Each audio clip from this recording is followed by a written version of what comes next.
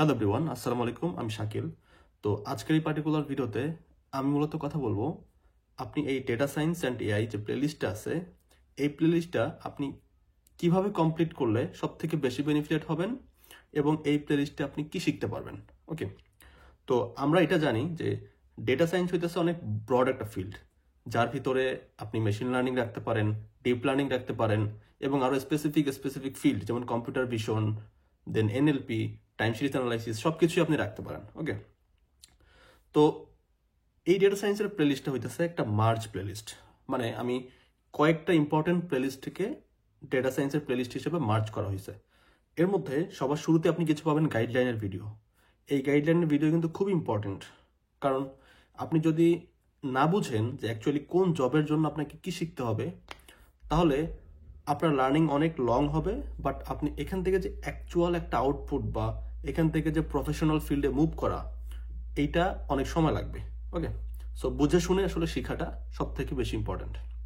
So that আপনি কিছু রোডম্যাপের video পাবেন, তারপরে আপনি পাবেন পাইথনের ভিডিও। ওকে, তো ডেটা সায়েন্স বা মেশিন লার্নিং শুরু করার আগে আমাদের পাইথন শিখতে হবে, সো দ্যাট পাইথনের পরে আপনি কিছু লাইব্রেরি রিলেভেন্ট ভিডিও পাবেন, লাইক প্যান্ডাস, নামপাই, এই রিলেভেন্ট।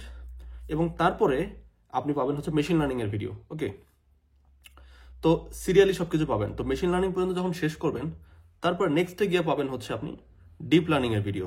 ওকে, তো এভাবে যদি আপনি সিরিয়ালি ফুল প্লেলিস্টটা কমপ্লিট করেন, তাহলে আপনার একই সাথে 3টা প্লেলিস্ট কমপ্লিট হবে।